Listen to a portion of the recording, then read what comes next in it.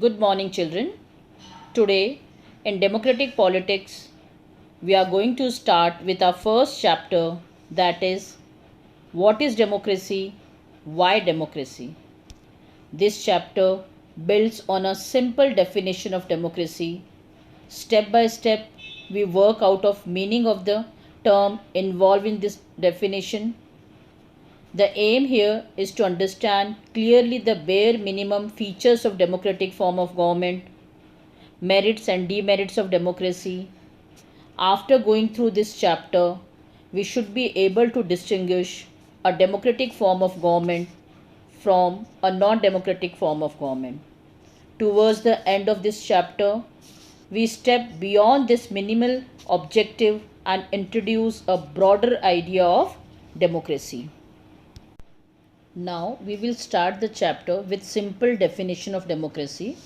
Children, democracy is a form of government in which the rulers are elected by the people. This is a useful starting point.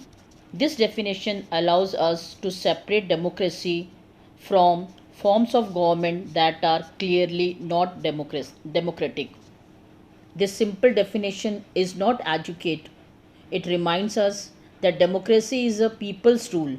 But if we use this definition in an unthinking manner, we would end up calling almost every government that holds an election a democracy. That would be very misleading. Every government in the contemporary world want to be called a democracy, even if it is not so.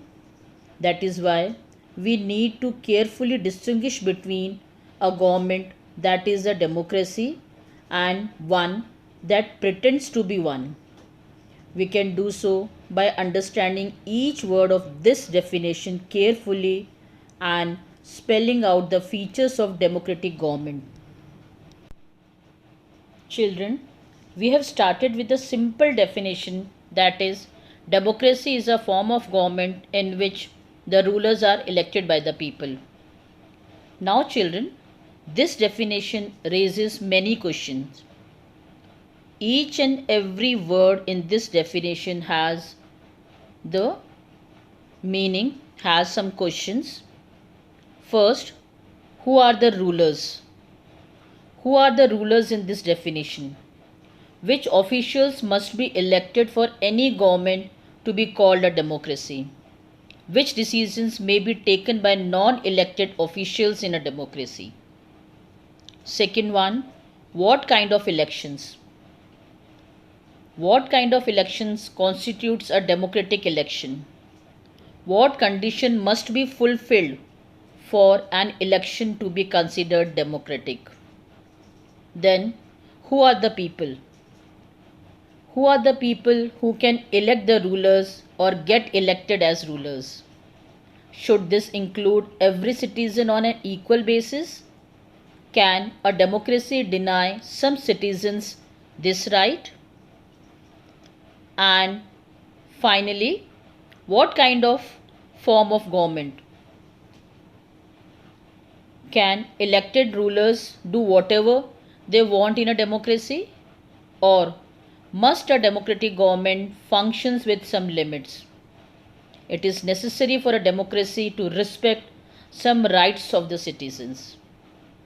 Now, children, we will find out the answers of these questions by taking examples from different countries one by one. The first one is major decisions by elected leaders. This is one of the features of democracy. Children, a democratic government is one in which the people's representative participate in decision making process. That means the decisions are taken by the representatives which are chosen by the common people. They own a collective responsibility for all the decisions taken by the government. There are examples where representatives of the people are chosen but they are not allowed to participate in decision making process.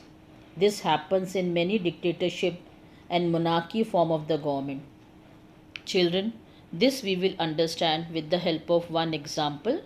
We will see the case study from Pakistan, where the government do not take the collective responsibility, where the chosen representatives are not allowed to take the decision, or they are not involved in the decision making process. Now, why Pakistan under General Musharraf should not be called a democracy? Children, as we all know, General Musharraf was a dictator, and why under his rule we cannot call a country a democratic country. The example of General Musharraf rule of Pakistan from 1999 onwards will give us one important feature of democracy. In Pakistan, General Pervez Musharraf led a military coup in October 1999. He overthrew a democratically elected government and declared himself the chief executive of the country.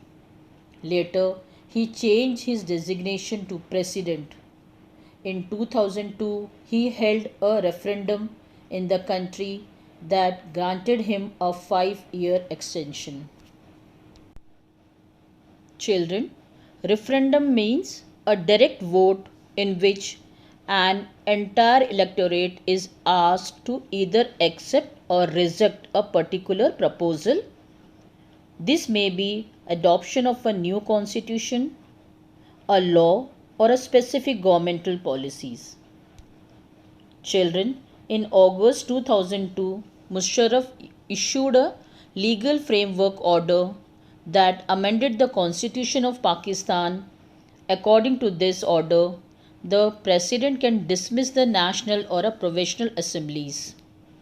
The work of the civilian cabinet is supervised by National Security Council, which is dominated by military officers, and the final power rests with them and the General Musharraf himself.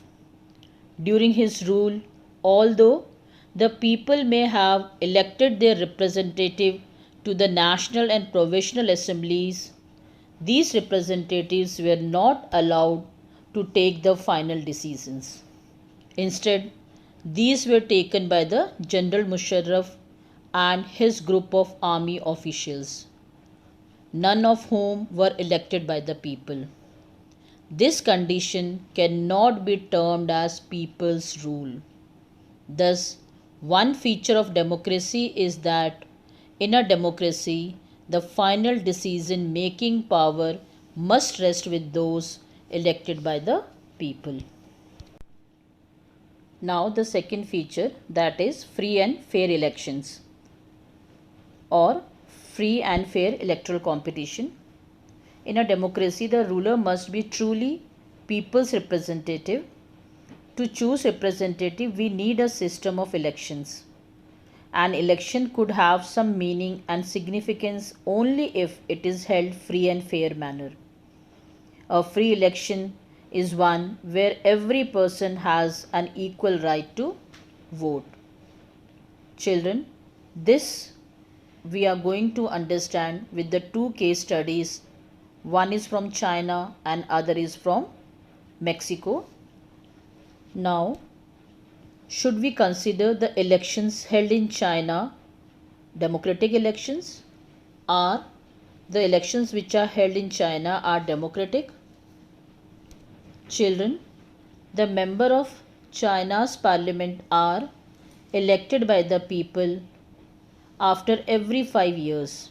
But for contesting elections, the candidates need the approval of Chinese Communist Party called Quanguo Renmin Dai Biao Dahui or National People's Congress.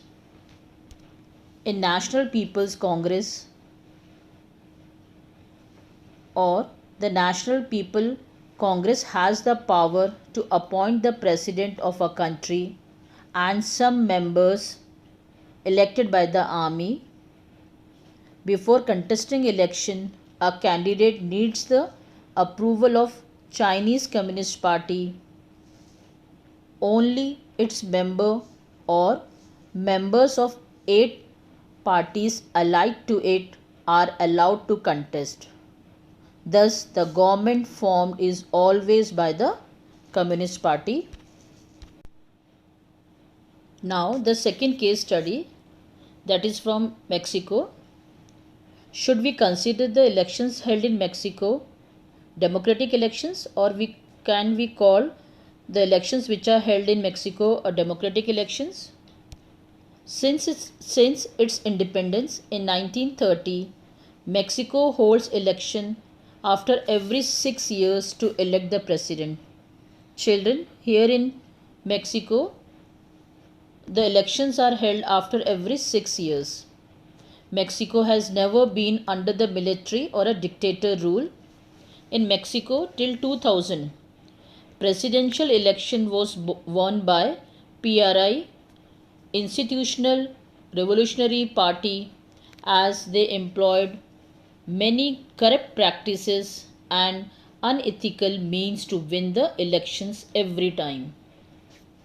All the government officers had to attend party meeting. Teachers of the government schools used to force parents to vote for the PRI. Sometimes polling booths were shifted from one place to another to make it difficult for the people to cast their vote. The PRI spent a large sum of money in campaigns for its candidates. Children, in both the cases, it does not appear that the elections have been held properly. So, these examples are not of a true democracies. Thus, another feature of democracy, that is, democracy must be based on a free and fair elections where those currently in power have a fair chance of losing. That's all for today. Thank you and have a nice day.